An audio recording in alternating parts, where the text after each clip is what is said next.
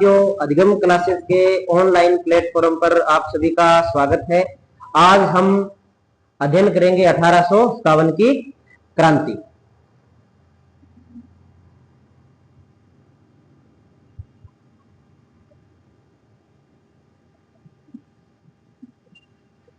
अपनी इस क्लास का जो उद्देश्य है वो उद्देश्य बीएसटीसी के अंदर आने वाले प्रश्नों के अकॉर्डिंग है और उसी के अकॉर्डिंग अपने 1857 की क्रांति का अध्ययन करेंगे। सबसे पहले अपने बात करते हैं कि 1857 की जो क्रांति थी, इस 1857 की क्रांति के कारण क्या रहे। 1857 की क्रांति के कारण, 1857 की क्रांति के अगर कारणों की अपने चर्चा करें तो 1857 की क्रांति के कुछ महत्वपूर्ण कारण थे, जिनके अंदर एक तात्कालिक कारण के रूप में अपने ले सकते हैं ब्रिटिश सरकार के द्वारा या अपने कहें ईस्ट इंडिया कंपनी के द्वारा चर्बी वाले कारतूसों का प्रयोग, चर्बी वाले कारतूसों का प्रयोग। दूसरा कारण अपने इसमें लिख सकते हैं ईस्ट इंडिया कंपनी द्वारा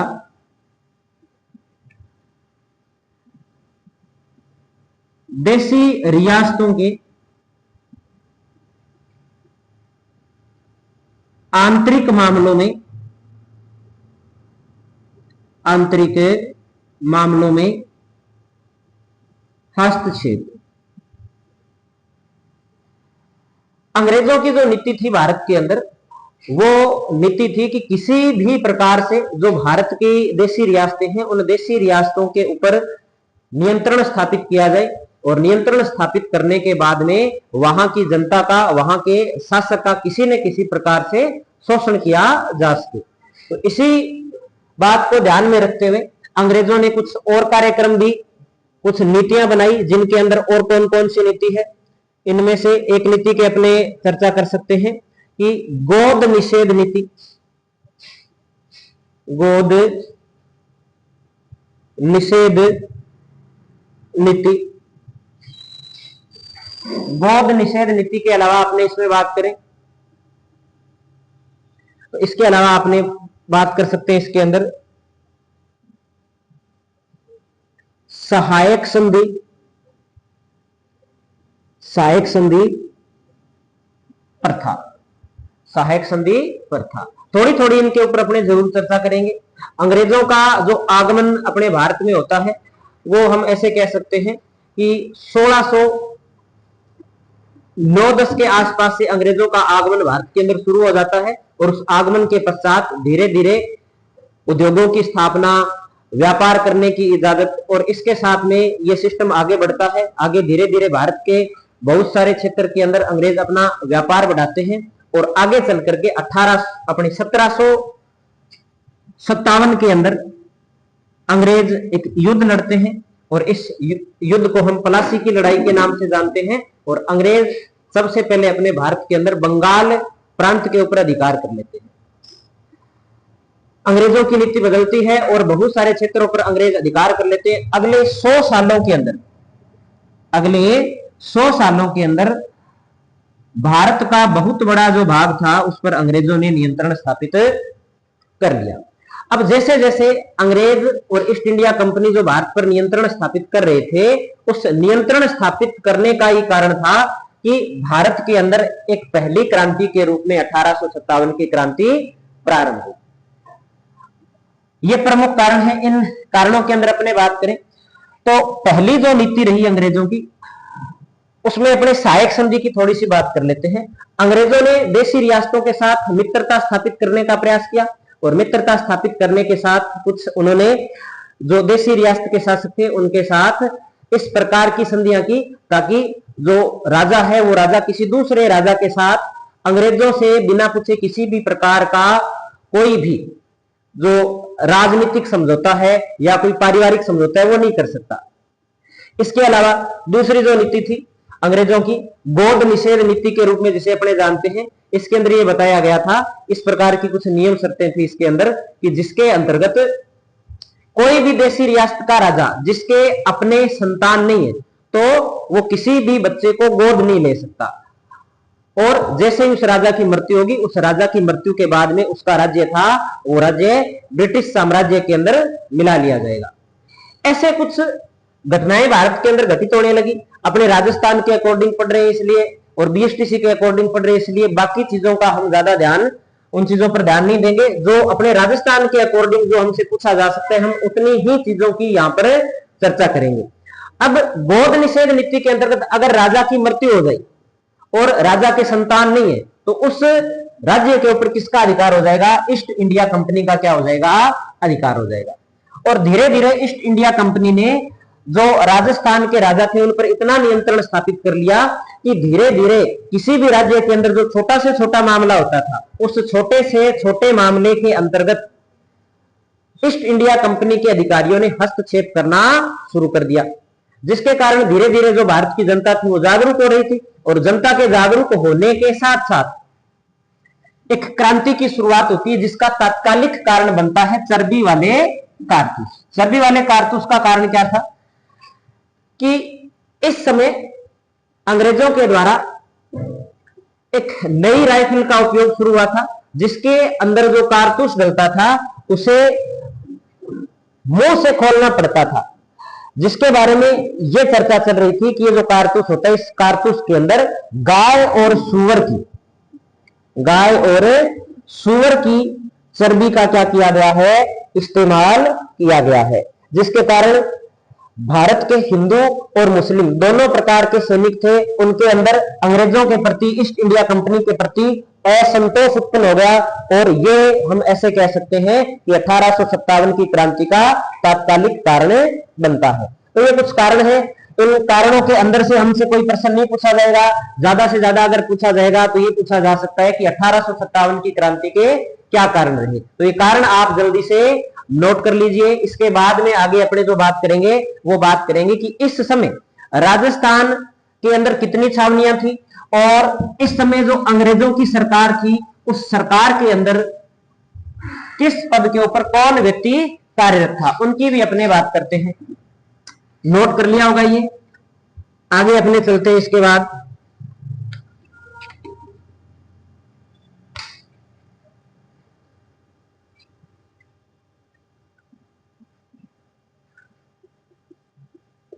क्रांति के समय प्रमुख नियुक्तियां, क्रांति के समय प्रमुख नियुक्तियां। तो सबसे पहले अपने बात करेंगे कि इस समय ब्रिटेन की महारानी कौन थी? ब्रिटेन की महारानी, तो इस समय ब्रिटेन की महारानी थी विक्टोरिया। ब्रिटेन की महारानी का नाम था विक्टोरिया। ब्रिटेन के प्रधानमंत्री की बात करें, ब्रिटेन का प्रधानमंत्री लॉर्ड पॉर्मस्टन। लॉर्ड पॉर्मस्टन यहाँ के अपने ऐसे कह सकते हैं कि प्रधानमंत्री के रूप में थे। भारत के गवर्नर जनरल लॉर्ड कैनिंग थे। गवर्नर जनरल के रूप में जो भारत के थे उनका नाम मिलता है लॉर्ड कैनिंग। लॉर्ड कैनिंग इस समय हम ऐसे कह सकते हैं कि भारत के गवर्नर जनरल के रूप में कार्यरत थे। क्रांति की योजना पहले ही बनाई जा चुकी थी, और क्रांति की योजना जब पहले बनाई गई तो इस क्रांति के अंदर क्रांति कब होगी इसकी एक तारीख निश्चित की गई। तो लिखेंगे हम क्रांति की पूर्व निश्चित तारीख, क्रांति की पूर्व निश्चित तारीख।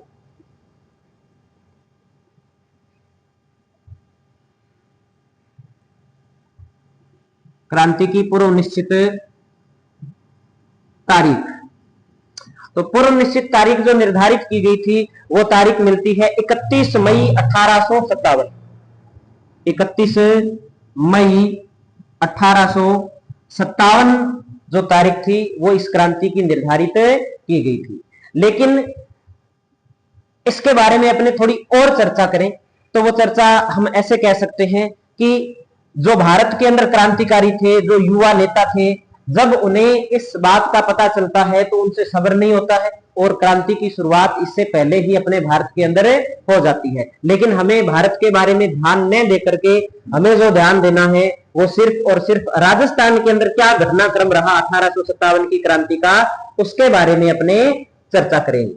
अब अगली बात हम जो इसमें करेंगे वो हम ये भी बात थोड़ी ध्यान रख लेंगे कि इस क्रांति की जो योजना है, क्रांति की योजना, इस क्रांति की योजना किसने बनाई? क्रांति की योजना किसने बनाई? तो क्रांति की योजना लंदन के अंदर अजीमुल्ला खां और रंगोजी बापू के द्वारा बनाई गई थी। लंदन में अजीमुल्ला खां व रंगोजी बापू के द्वारा बनाई गई। इतना नोट कीजिए। महारानी विक्टोरिया थी, प्रधानमंत्री लॉर्ड कॉर्नस्टन थे, गवर्नर जनरल लॉर्ड कैनिंग थे और इस क्रांति की जो तारीख निश्चित की गई थी वो तारीख थी 31 मई 1857। इस क्रांति के प्रतीक चिन्ह के रूप में, इस क्रांति के प्रतीक चिन्ह के रूप में जो निर्धारित किया गया था, प्रतीक चिन्ह के रूप में हम यहां पर नोट करेंगे रोटी और कमल का जो निशान है वो यहां पर निर्धारित किया गया था। रोटी व कमल, रोटी व कमल को यहां पर निर्धारित किया गया था। एक ये बात हमें इसके अंदर ध्यान रखनी है। तो अब क्रांति की शुरुआत किस प्रकार से होती है, थोड़ी वो भी हम बात है वो ध्यान में रखेंगे कि जो क्रांति की शुरुआत होती है, क्रांति की जो पहली घटना होती है वो 29 मार्च 1857 के दिन होती है। भारत के अंदर जो क्रांति की पहली घटना होती है वो कब होती है? 29 मार्च 1857 के दिन। 29 मार्च 1857 के दिन क्रांति की जो पहली घटना है वो घटना होती है। बैरकपुर छावनी बंगाल के अंदर होती है। घटना के अंदर जो मुख्य व्यक्तित्व की भूमिका होती है वो व्यक्ति होता है मंगल पांडे। कौन सी छावनी थी? बैरकपुर। व्यक्ति कौन था? मंगल पांडे। मंगल पांडे। ये हम कह सकते हैं कि भारत के अंदर 1857 की क्रांति की पहली घटना मानी जाती है। इस दिन मंगल पांडे जो चर्बी वाले कारतूस है उनके प्रयोग से इनकार कर देते हैं।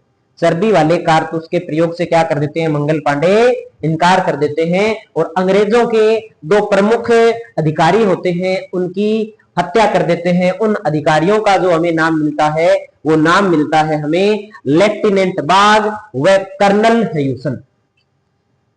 मंगल पांडे दो व्यक्तियों की हत्या कर देते हैं, एक तो है लेफ्टिनेंट बाग और दूसरे का नाम था कर्नल ह्यूसन।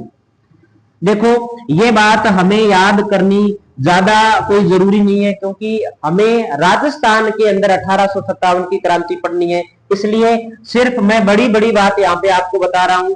बड़ी बड़ी बात यह है कि भारत में 29 मार्च 1857 को बैरकपुर छावनी के अंदर मंगल पांडे के द्वारा चर्बी वाले कारतूसों के प्रयोग करने से इनकार किया गया था और मंगल पांडे के द्वारा लेफ्टिनेंट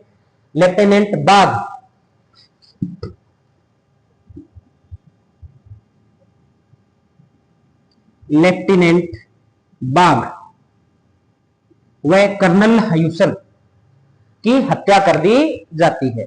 अब अपने जो बात करेंगे कि मेरठ के अंदर जो क्रांति होती है, मेरठ छावनी के अंदर क्रांति की शुरुआत होती है 10 मई 1857 को। मेरठ छावनी के अंदर ये थोड़ा सा हमें नोट करना है, उसके बाद में हम राजस्थान की घटनाओं के बारे में पढ़ेंगे। क्योंकि मेरठ की क्रांति बहुत महत्वपूर्ण थी। मेरठ में क्रांति की शुरुआत 10 मई 1857 के दिन होती है। 10 मई 1857 के दिन इस क्रांति की शुरुआत होती है।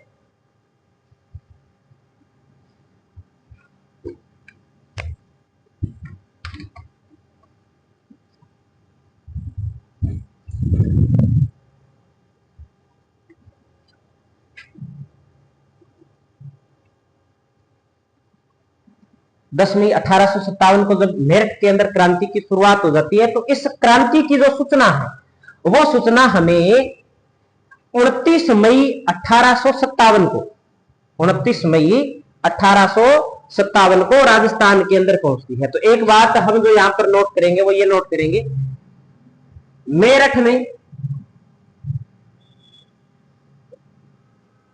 क्रांति की सूचना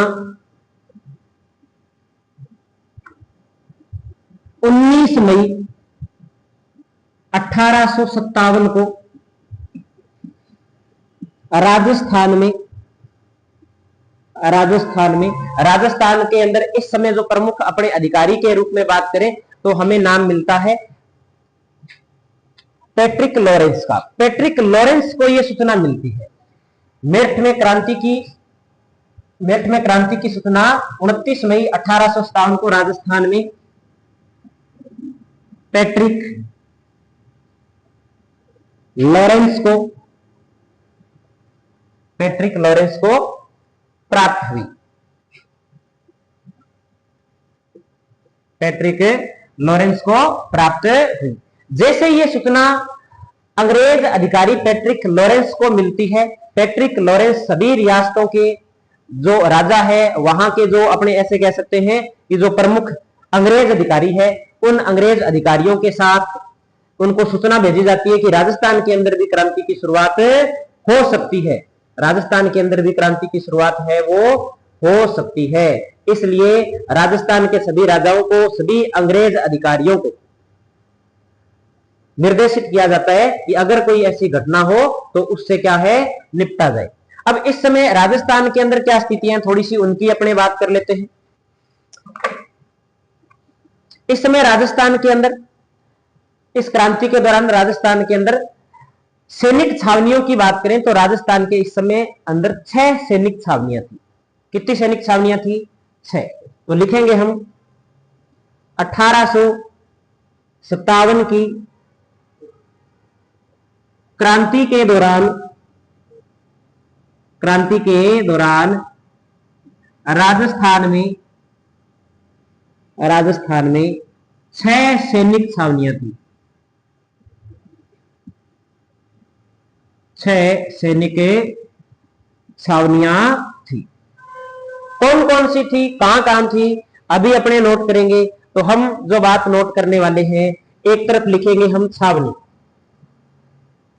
एक तरफ जो हम नोट करेंगे वो नोट करेंगे हमें छावनी। कौन सी छावनी थी और कौन सी छावनी किस स्थान पर थी, इनकी हम बात करने वाले हैं अभी। तो सबसे पहले हम नोट करेंगे सैनिक छावनी।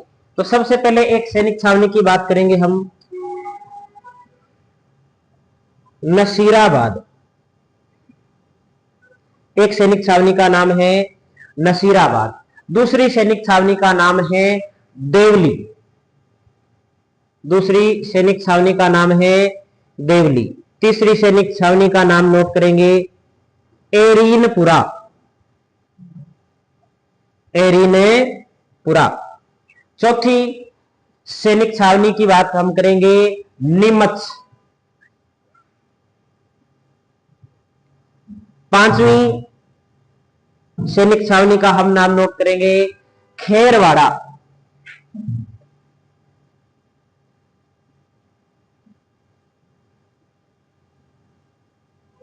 खेरवाड़ा।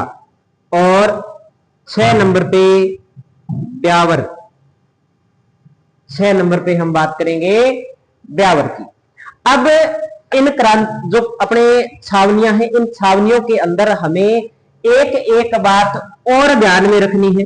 वो क्या बात ध्यान में रखनी है कि इनमें से सिर्फ एक नीमच वाली छावनी ऐसी थी जो वर्तमान के अंदर राजस्थान में नहीं है। नीमच वाली छावनी कहां है? नीमच वाली छावनी वर्तमान के अंदर मध्य प्रदेश जिले में। बाकी जो छावनियां हैं वो सारी की सारी छावनियां अपनी कौन से जिले में है? राजस्थान के अंदर है। बाकी सारी छावनियां कौन से जिले में है? सॉरी, किस राज्य के अंदर है? तो राजस्थान के अंदर है। अब ये जो छावनियां थी, इन छावनियों के अंदर अंग्रेजों के द्वारा कौन कौन सी जो बटालियन थी वो तैनात थी, उनके बारे में भी प्रश्न पूछा जा सकता है। तो उन बटालियनों का हम नाम नोट करने वाले हैं। महत्वपूर्ण जो बटालियन है उनका नाम लिख लेंगे। सबसे पहले हम जो इसमें बात करेंगे वो नसीराबाद की करेंगे। नसीराबाद छावनी के अंदर जो सैनिक बटालियन थी, जो सैनिक टुकड़ी थी, उसका नाम था बंगाल नेटिव इन्फेंट्री। यहां पर जो सैनिक टुकड़ी थी उसका नाम है Bengal native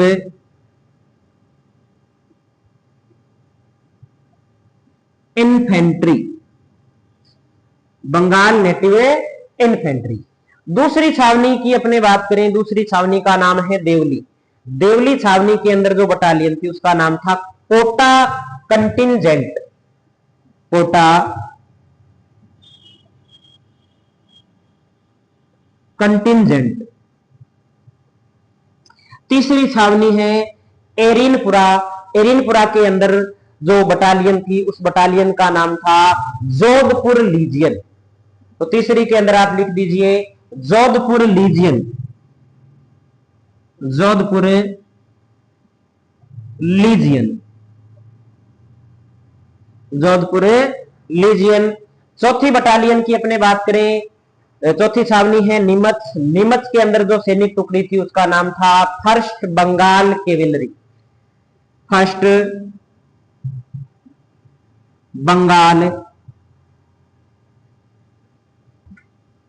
केवेलरी। First Bengal cavalry. Kherwara अगली छावनी। खेरवाड़ा के अंदर जो बटालियन है उसका नाम था मेवाड़ भील कोर। मेवाड़ भील कोर। और अंतिम छावनी अपने बात करें ब्यावर की, तो ब्यावर के अंदर मेरवाड़ा रेजिमेंट। कौन सी रेजिमेंट थी यहां पर? मेरवाड़ा रेजिमेंट। मेरवाड़ा रेजिमेंट। ये यहां पर क्या हो गई? प्रमुख बटालियन बोल दीजिए या सैनिक टुकड़ी बोल दीजिए कि कौन सी सैनिक टुकड़ी कहां पर थी।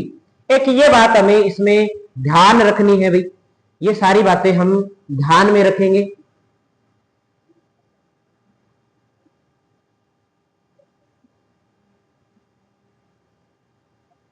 नोट कीजिए इसे।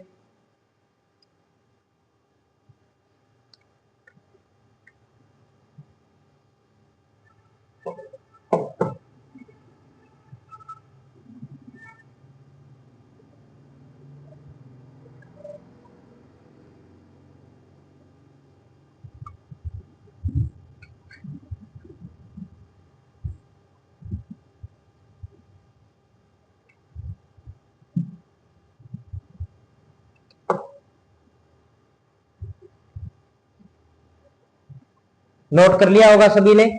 चलिए आगे। अब आगे जो हमें बात करनी है, मैं आपको सिर्फ उन महत्वपूर्ण तथ्यों से ही अवगत कराऊंगा जो हमारे बीएसटीसी के एग्जाम में पूछे जा सकते हैं। अब जो अगली बात हम करने वाले हैं वो बात करेंगे इसके अंदर कि 1857 की जब क्रांति हुई थी, उस क्रांति के अंदर राज्य तो राजस्थान में खूब थे, देशी रियासतें खूब थी, लेकिन कुछ महत्वपूर्ण जो रियासतें हैं उन रियासतों का नाम हम नोट करेंगे। वहां का शासक कौन था एक उनके बारे में नोट करेंगे, और उस समय वहां का पॉलिटिकल एजेंट कौन था।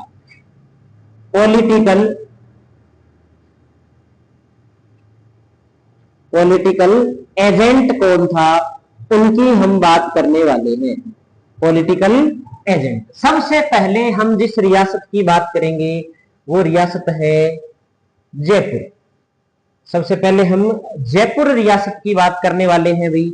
और जयपुर रियासत के इस समय जो राजा थे, राजा का नाम था सवाई राम सिंह सेकंड। सवाई राम सिंह सेकंड।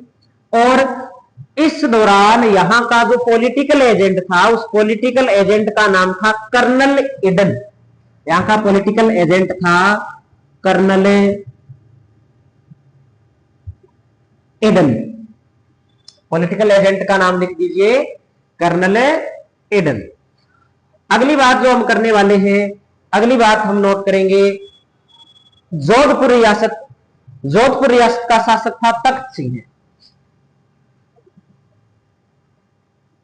जोधपुर राज्य का शासक था तख्त सिंह। और यहां का जो पॉलिटिकल एजेंट है, पॉलिटिकल एजेंट का आप नाम लिख दीजिए Mack Mason. Mack Mason, Mack Mason यहां का पॉलिटिकल एजेंट था भाई। अगली जो बात हम करने वाले हैं 3 नंबर पे, 3 नंबर पे आप लिख दीजिए उदयपुर रियासत। और उदयपुर रियासत का इस समय जो शासक था, उस शासक का नाम था महाराणा स्वरूप सिंह। महाराणा स्वरूप सिंह। और इस दौरान यहां का जो पॉलिटिकल एजेंट था, उस पॉलिटिकल एजेंट का जो नाम मिलता है वो नाम मिलता है सावर्स। पॉलिटिकल एजेंट्स का नाम था सावर्स। आगे बात करेंगे इसके बाद 4 नंबर पे हम कोटा की। 4 नंबर पे हम किसकी बात करेंगे? कोटा की बात करेंगे। कोटा के राजा थे महाराव राम सिंह सेकंड। महाराव राम सिंह सेकंड। और कोटा का जो पॉलिटिकल एजेंट था उसका नाम था major Burton. Major Burton. Kota के बाद अगली रियासत हम जो इसमें पढ़ने वाले हैं वो हम पढ़ेंगे सिरोही रियासत। अगली रियासत कौन सी है? सिरोही रियासत।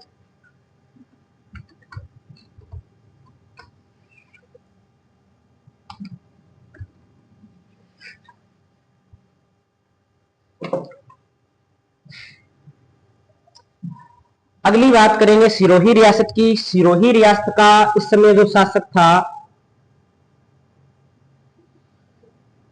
उनका नाम था उम्मेद सिंह। कुछ किताबों में नाम है वो शिव सिंह भी मिलता है, कुछ किताबों में नाम शिव सिंह मिलता है, लेकिन जहां तक सही की बात करें तो वहां उम्मेद सिंह जो नाम है वो सही रहेगा। और यहां का जो पॉलिटिकल एजेंट था उसका नाम था जेडी होल। जेडी होल यहां के पॉलिटिकल एजेंट थे। छठी रियासत के रूप में हम बात करेंगे भरतपुर रियासत की। छठी रियासत कौन सी पढ़ेंगे हमें? भरतपुर। भरतपुर के राजा थे जसवंत सिंह। भरतपुर के राजा जसवंत सिंह थे। और यहां के जो पॉलिटिकल एजेंट थे उनका नाम मिलता है मोरिसन। मोरिसन। मोरिसन यहां के पॉलिटिकल एजेंट थे भाई। भरतपुर के शासक जसवंत सिंह हैं और यहां के पॉलिटिकल एजेंट थे मोरिसन। अंतिम जो रियासत के बारे में हम पढ़ेंगे वो रियासत है प्रतापगढ़। अंतिम रियासत जो हम पढ़ रहे हैं वो है प्रतापगढ़। और प्रतापगढ़ के राजा थे दलपत सिंह। दलपत सिंह। और यहां के पॉलिटिकल एजेंट का जो नाम मिलता है वो मिलता है कर्नल रोक। कर्नल रोक। ये इतनी बातें बीएसटीसी की दृष्टि से इंपॉर्टेंट है। इन बातों को हम सभी याद करेंगे, अच्छे प्रकार से इनको याद करना है हमें। इनमें से किसी भी प्रकार का जो प्रश्न है, जो हमने बात नोट की है, वो पूछा जा सकता है। अब इसके साथ में एक बात और बताऊं आपको, वो बात ये है कि अंग्रेजों की राजस्थान के अंदर राजधानी अजमेर होती थी।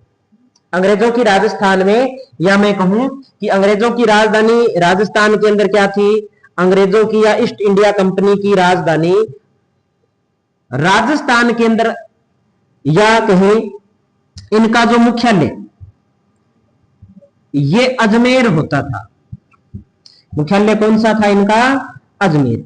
लेकिन अंग्रेजों को गर्मी ज्यादा लगती थी, मई का महीना चल रहा था, गर्मी का टाइम था, इसलिए अंग्रेज ग्रीष्मकालीन राजधानी के रूप में माउंट आबू रहते थे। यानी कि इनकी ग्रीष्मकालीन राजधानी कौन सी होती थी, ग्रीष्मकालीन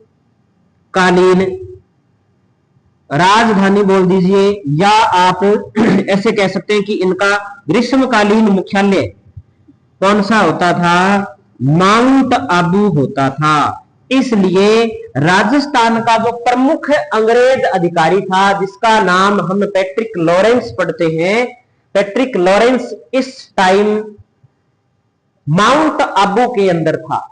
पैट्रिक लॉरेंस इस टाइम कहां था, माउंट आबू के अंदर था। और राजस्थान का जो प्रशासन है वो माउंट आबू के द्वारा संचालित किया जा रहा था।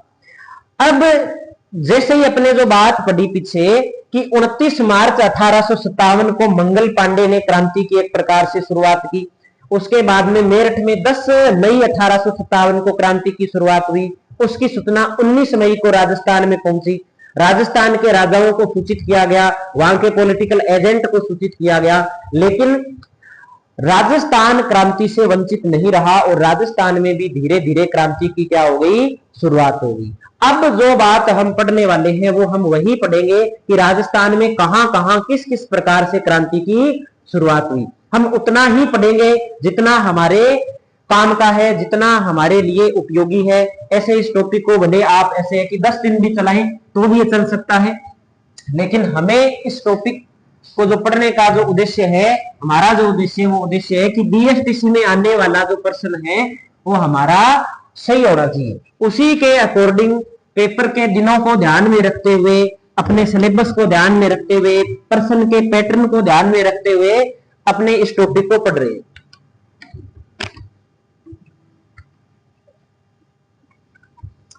तो अब हम जो हेडिंग लगाएंगे वो लगाएंगे राजस्थान में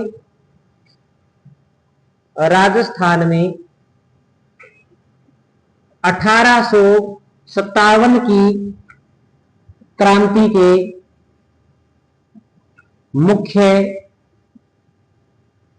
स्थल। राजस्थान में 1857 की क्रांति के मुख्य स्थल।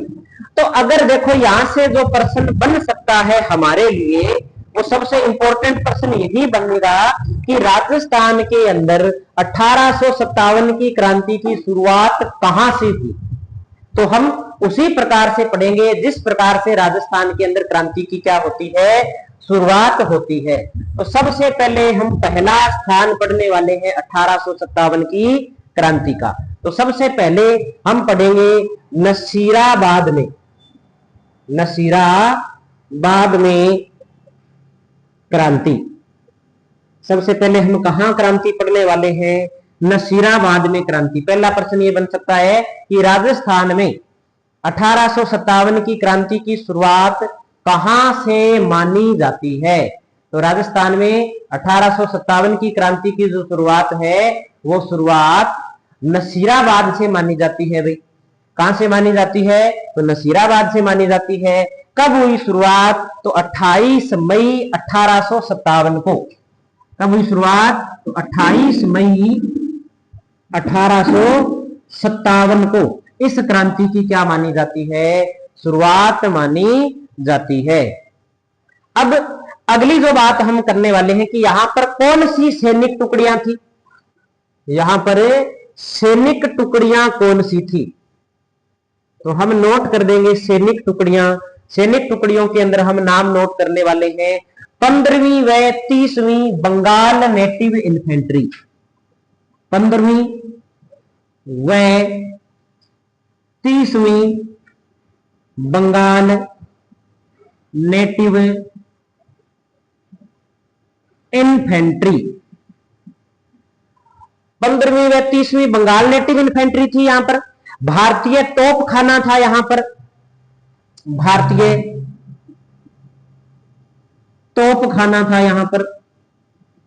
और इस तोप खाने के अलावा यहां पर फर्स्ट बंबई लांसर्स एक सैनिक टुकड़ी और थी, उसका नाम क्या था? फर्स्ट बंबई लांसर्स, ये यहां की एक टुकड़ी और थी। अब देखो, जब यहां पर क्रांति की शुरुआत होती है तो इस क्रांति की शुरुआत करने वाला जो व्यक्ति, इस क्रांति का जो नेतृत्व करने वाला व्यक्ति है यहां पर, उस व्यक्ति का नाम था बख्तावर सिंह। तो इस स्थान पर जो क्रांति हुई उसका नेतृत्व किसने किया? तो नेतृत्वकर्ता के रूप में आप नाम लिख दीजिए बख्तावर सिंह, बख्तावर सिंह। और इसी दौरान इस क्रांति का, इस छावनी का जो अंग्रेज अधिकारी था, अंग्रेज अधिकारी, इस छावनी का जो अंग्रेज अधिकारी था, उसका जो नाम मिलता है वो नाम हमें मिलता है प्रिचार्ड। नाम क्या मिलता है हमें?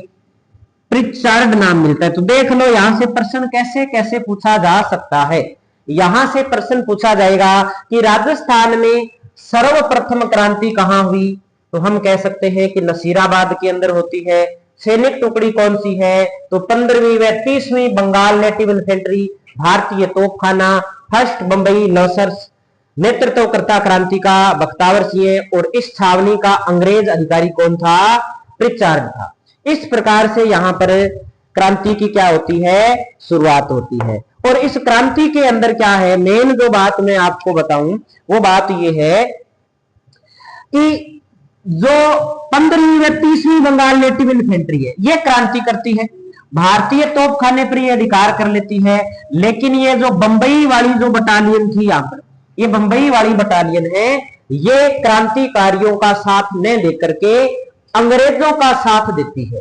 किसका साथ देती है ये बटालियन? अंग्रेजों का साथ देती है, या अंग्रेजों का साथ दिया। कौन सी बटालियन ने दिया नसीराबाद में? बंबई बटालियन ने। ये बात हम यहां पर ध्यान में रखेंगे। अब कहानी क्या है, किस प्रकार से कहानी है? तो कहते हैं कि जब क्रांति की सूचना मिल जाती है तो नसीराबाद के अंदर ये जो अपने 15वीं व 30वीं बंगाल नेटिव इन्फेंट्री है, इनसे हथियार छीनने का प्रयास किया जाता है अंग्रेजों के द्वारा।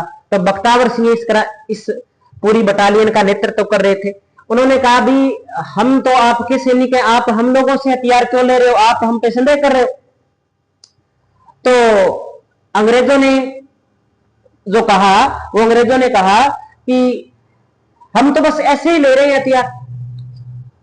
तो बख्तावर सिंह ने कह दिया भी हथियार आप हमसे ले रहे हो तो आपको ऐसा लग रहा होगा कि हम विद्रोही हैं। तो इस बात का क्या प्रिचार्ड सही प्रकार से जवाब नहीं दे पाया, और जवाब नहीं दे पाया, और उसके बाद में जो यहाँ के सैनिक थे उन्होंने क्रांति कर दी। अब यहां से जो और कोई प्रश्न हमसे पूछा जाए तो वो ये प्रश्न हो सकता है कि बख्तावर सिंह का एक कथन है, भी वो कथन क्या है, या वो कथन देकर के हमसे पूछ ले कि ये कथन किसने कहा। तो एक कथन हम जरूर नोट कर देंगे, इसके अंदर ज्यादा बातें नोट न करके हम जो कथन नोट करने वाले हैं वो है बख्तावर सिंह का कथन है। बख्तावर सिंह का कथन किस टाइम का कथन है? जब प्रिचार्ड इन बटालियनों से क्या हथियार छीन रहे थे, हथियार है वो वापिस ले रहे थे, जब्त किए जा रहे थे हथियार। तब बख्तावर सिंह ने कहा था कि हमारे साथ ऐसा व्यवहार क्यों किया जा रहा है, हमारे साथ ऐसा व्यवहार क्यों किया जा रहा है, हमारे साथ ऐसा व्यवहार क्यों किया जा रहा है? क्या हम विद्रोही हैं? भाई अंग्रेजों को तो विद्रोही लग रहे थे, तभी तो हथियार छीन रहे थे, जब्त कर रहे थे। अगर विद्रोही नहीं लगते तो हथियार थोड़ी लेते। तो इस बात का क्या प्रिचार्ड सही प्रकार से जवाब नहीं दे पाया और यहाँ पर क्रांति की क्या होगी, शुरुआत होगी। अब जब यहाँ पे क्रांति हुई तो प्रिचार्ड वगैरह जो भी अंग्रेज अधिकारी थे उन सारों को ये सावनी छोड़ करके भागना पड़ा। और भागने के बाद में कहते हैं प्रिचार्ड ने बड़ी मुश्किल से अपनी जान बचाई थी। और बाद में प्रिचार्ड, एक पुस्तक है म्यूनिटी इन राजस्थान, उस पुस्तक के अंदर प्रिचार्ड कहता है कि जो क्रांतिकारी थे जिन्होंने नसीराबाद के अंदर क्रांति की थी, ये क्रांतिकारी क्या है, यहाँ पे क्रांति करने के बाद में दिल्ली की ओर चले जाते हैं भरतपुर होते हुए। तो प्रिचार्ड कहता है कि अगर ये क्रांतिकारी दिल्ली जाने की बजाय अगर अजमेर आ जाते ना, तो अजमेर के अंदर अंग्रेजों का बहुत ज्यादा हथियार वगैरह रखे हुए थे, उनको अगर लूट लेते तो राजस्थान के अंदर क्रांति का स्वरूप कुछ अलग होता। ऐसी बात प्रिचार्ड कहता है। लेकिन हमें इतनी बात जो हमने लिख रखी है उन बातों को ही ध्यान में रखना है। अब एक बात यह है कि ये जो क्रांति हुई, इस क्रांति के बाद में यहाँ के जो क्रांतिकारी थे, ये क्रांतिकारी जब नसीराबाद से निकले तो नसीराबाद के बाद ये भरतपुर पहुंचे, भरतपुर के बाद में ये दिल्ली गए। तो अगली जो क्रांति होती है वो क्रांति भरतपुर के अंदर होती है। अगली क्रांति कहां होती है, भरतपुर के अंदर। तो दूसरी क्रांति हम जो नोट करने वाले हैं वो नोट करने वाले हैं भरतपुर में। तो लिखिए भरतपुर में क्रांति, भरतपुर में क्रांति।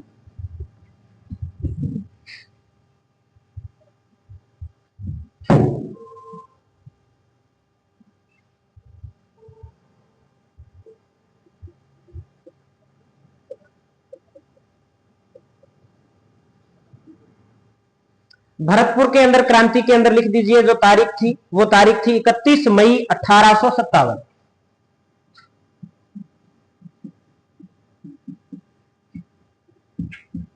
31 मई 1857 के दिन हम कह सकते हैं कि कहां पर क्रांति हो गई, तो भरतपुर के अंदर क्रांति हो गई। भाई भरतपुर में क्रांति हुई।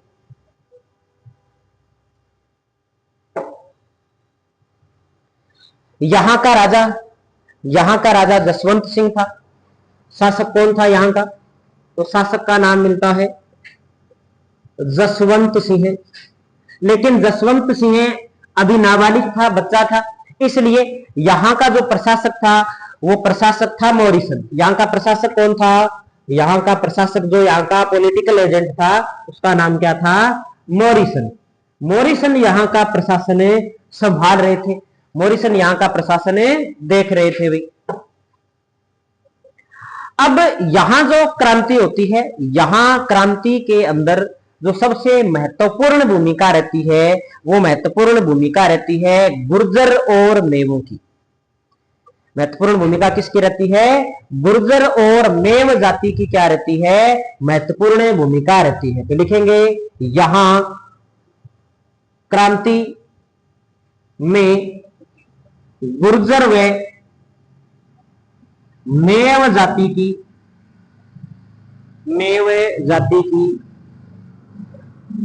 महत्वपूर्ण भूमिका रही। और कहते हैं कि गुर्जर और मेवों से, इनके आक्रमण से, इनकी क्रांति के कारण क्या मॉरिसन है वो घबरा जाता है और मॉरिसन यहां से भागकर आगरा दुर्ग के अंदर शरण लेता है। तो एक बात मैं और लिखवा देता हूं कि इस क्रांति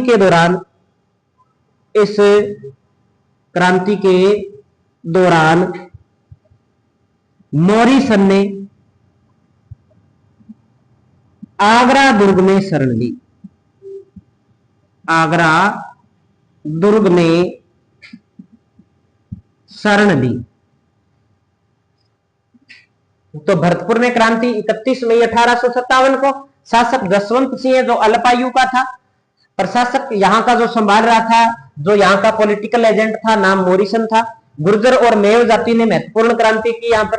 और जब यहां पर बड़े स्तर पर क्रांति हुई तब मॉरिसन भरतपुर छोड़ करके आगरा की ओर चला गया और आगरा में जाकर के इसने शरण ली गई। तो यह दूसरा स्थान था। राजस्थान में क्रांति का। अब तीसरे स्थान की बात करेंगे, नीमच के अंदर जो क्रांति हुई। तीसरा जो स्थान पढ़ने वाले हैं हम, वो स्थान है नीमच में क्रांति। नीमच में क्रांति। तो नीमच में क्रांति कब हुई? तो नीमच के अंदर जो क्रांति हुई वो हुई 3 जून 1857 को। 3 जून 1857 को क्रांति हुई। नीमच कौन से राज्य में पड़ता है? तो वर्तमान में नीमच छावनी कौन से राज्य के अंदर पड़ती है? मध्य प्रदेश के अंदर पड़ती है। मध्य प्रदेश में ये छावनी स्थित है। तो देखो यहां का जो मुख्य अंग्रेज अधिकारी था, अंग्रेज अधिकारी,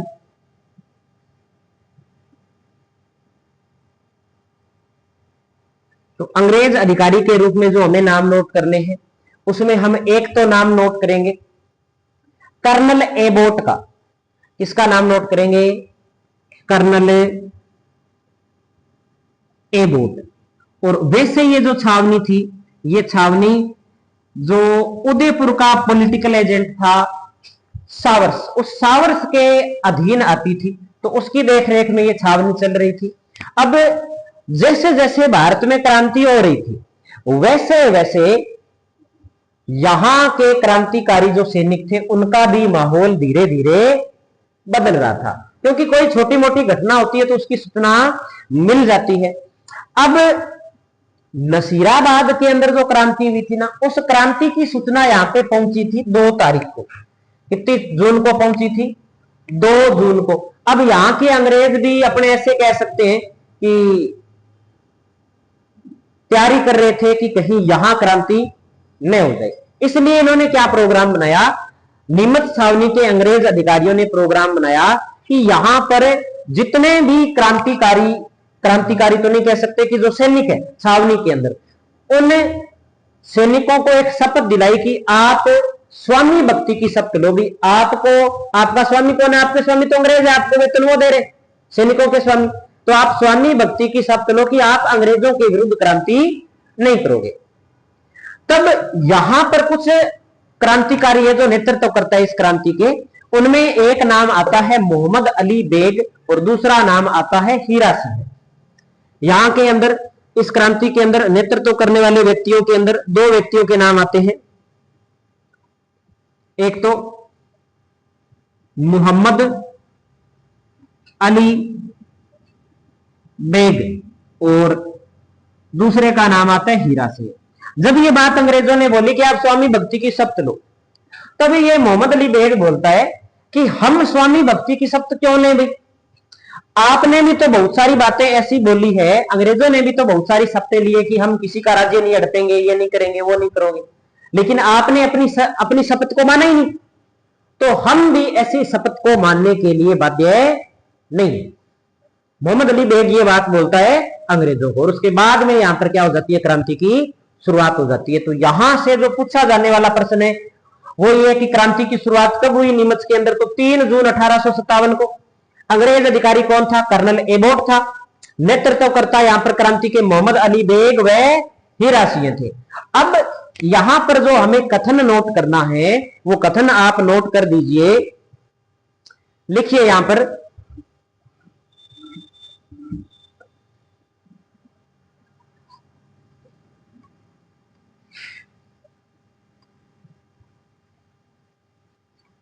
जब कर्नल एबोट ने, जब कर्नल एबोट ने छावनी के सैनिकों को स्वामी भक्ति की शपथ दिलाई, तो मोहम्मद अली बेग ने एबोट से कहा कि अंग्रेजों ने अपनी अंग्रेजों ने अपनी शपथ का पालन नहीं किया, शपथ का पालन नहीं किया, तो हम भी ऐसी शपथ का पालन करने के लिए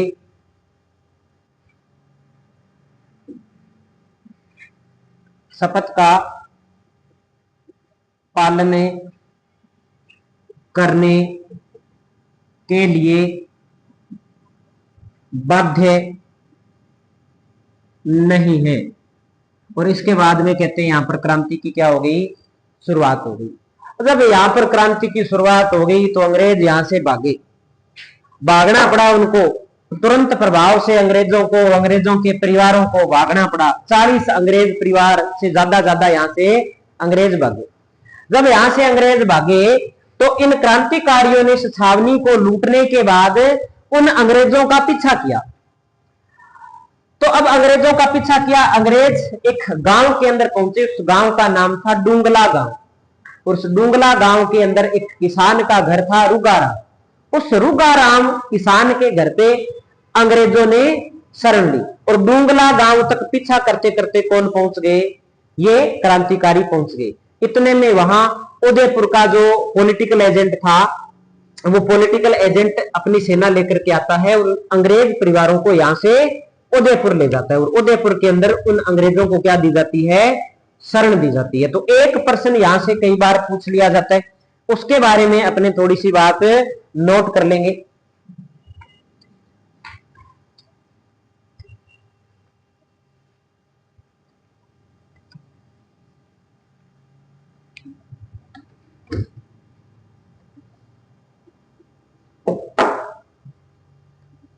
लिखेंगे अपने ज्यादा डिटेल में नहीं लिख करके थोड़ा हिसाब से लिखेंगे भी, हमारा प्रश्न भी सही हो जाए और हमारे समझ में भी आ जाए।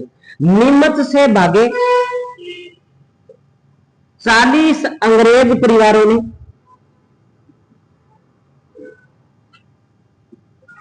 डूंगला गांव में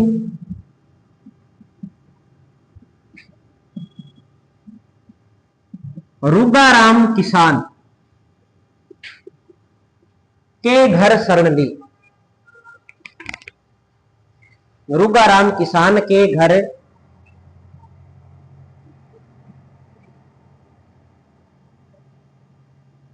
शरण ली। बाद में इन्हें उदयपुर के शासक महाराणा स्वरूप सिंह ने, बाद में इन्हें उदयपुर के शासक महाराणा स्वरूप सिंह ने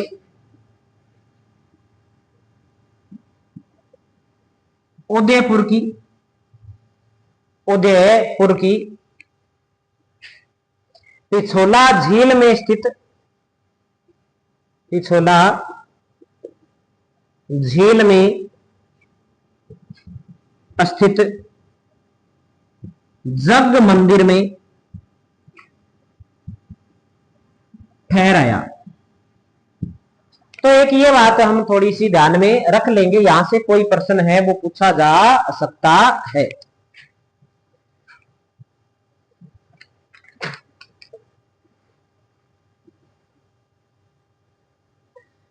अब जो अगली बात हमें पढ़नी है वो पढ़नी है अगली क्रांति, देवली या टोंक की क्रांति। देवली या टोंक की क्रांति, ये जो हमने लिखा है उसे आप नोट कीजिए।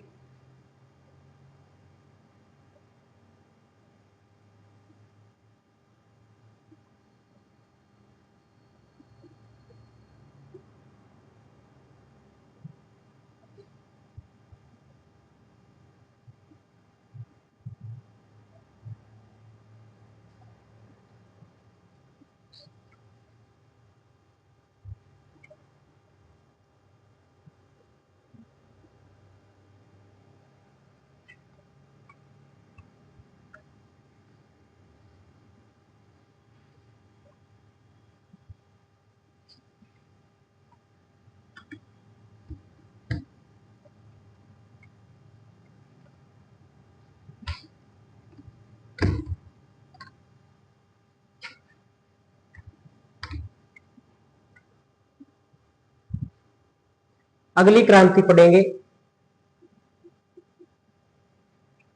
टोंक व देवली छावनी में क्रांति। टोंक व देवली छावनी में क्रांति की बात करें तो तारीख हम लिखेंगे। टोंक के अंदर क्रांति तो होती है 10 जून को। टोंक में क्रांति कब होती है? 10 जून 1857 को होती है। और देवली छावनी के अंदर जो क्रांति होती है वो क्रांति होती है 5 जून को। देवली छावनी में जो क्रांति होती है वो 5 जून को होती है भाई। एक तो ये बात हमें ध्यान रखनी है। यहां का इस टाइम जो राजा था, शासक था, उस शासक का नाम था वजीरुद्दौला। और यहां जो क्रांति के नेतृत्व कर रहे थे, नेतृत्वकर्ता, तो नेतृत्वकर्ता के अंदर जो हमें नाम ध्यान रखने हैं वो यहां पर नाम हमें ध्यान में रखने हैं मीर आलम और नासिर मोहम्मद। मीर आलम व नासिर मोहम्मद। नासिर मोहम्मद।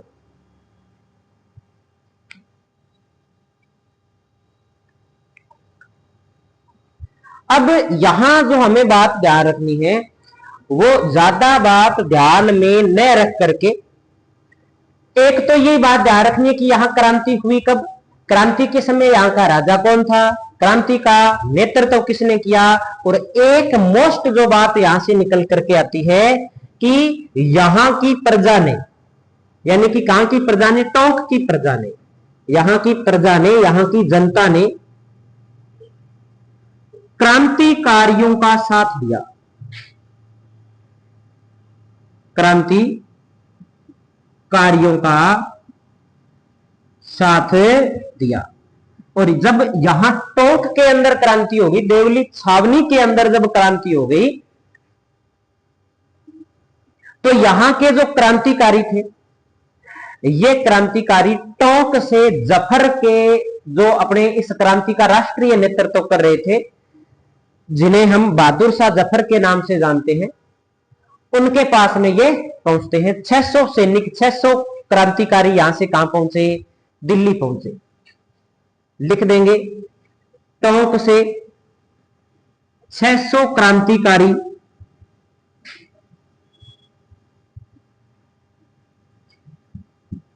मुगल बादशाह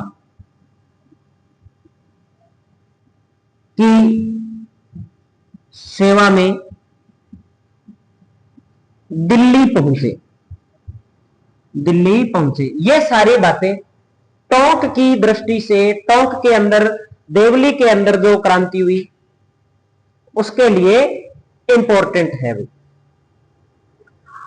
अब अगली जो क्रांति है, अगली क्रांति की हम बात करेंगे। अजमेर नगर के अंदर एक छोटी सी क्रांति होती है, ज्यादा वो क्रांति सफल नहीं हो पाती, लेकिन फिर भी जो छुटमुट घटनाएं होती है, कब हुई, कौन यहां से भागे, किन लोगों ने उस क्रांति को शांत किया, ऐसी जो 2-4 बातें वो हम यहां पर जरूर नोट कर लेंगे। तो अगली क्रांति की हेडिंग लगा दीजिए आप। अगली क्रांति की हेडिंग लगाइए अजमेर नगर की क्रांति। अजमेर नगर की क्रांति।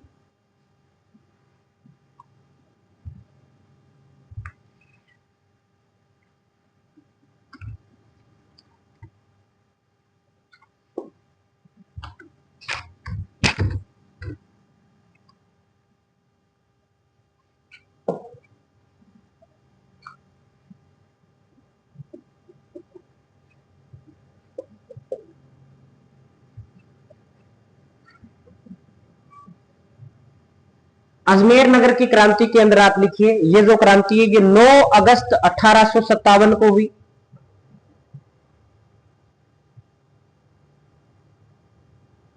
9 अगस्त 1857 को ये क्रांति हुई।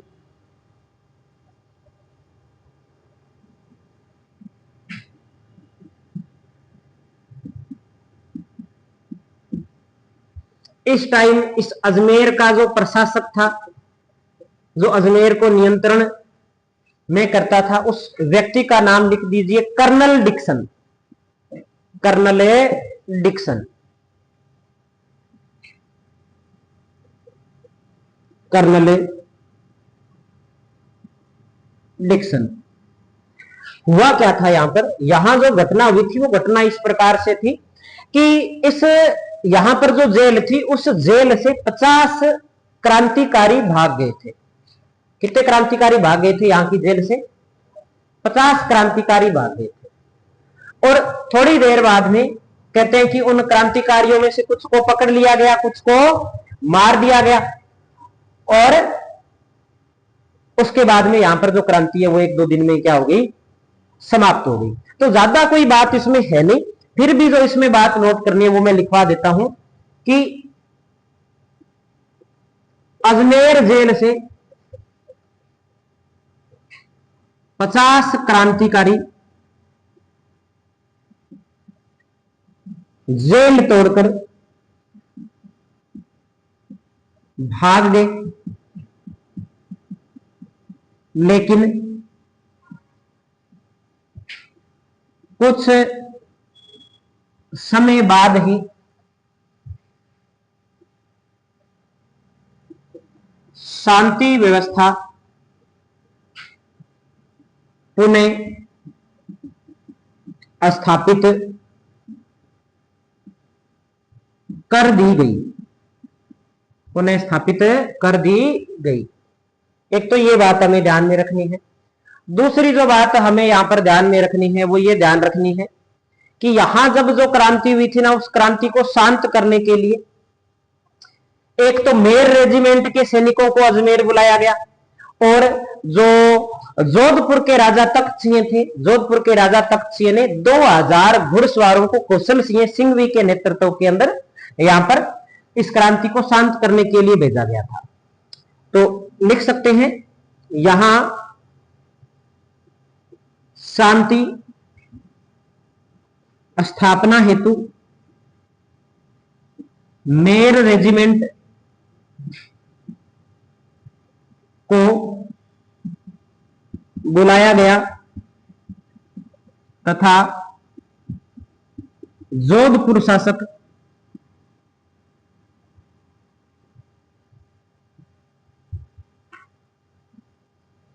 तख्त सिंह ने कुशाल सिंह सिंघवी के नेतृत्व में के नेतृत्व में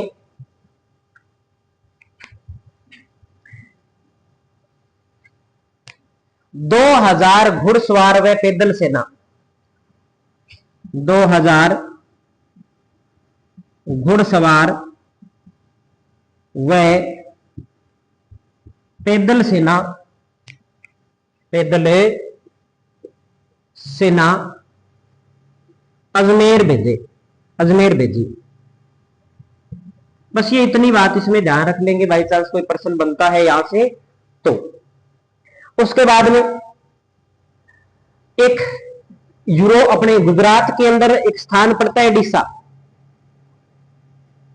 डिसा गुजरात के अंदर स्थान है, राजस्थान की बॉर्डर के पास नहीं है। डिसा से यूरोपियन सेना को अजमेर बुलाया गया, अजमेर बुलाया गया।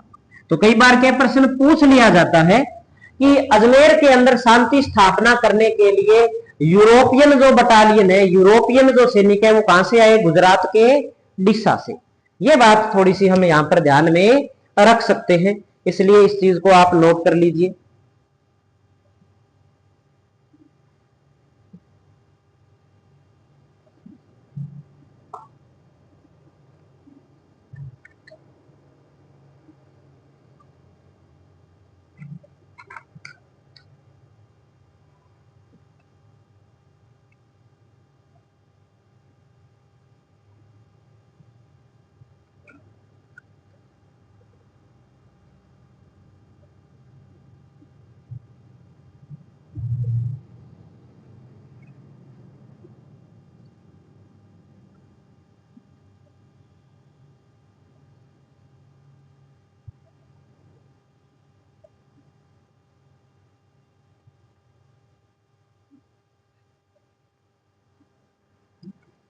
नोट कर लिया।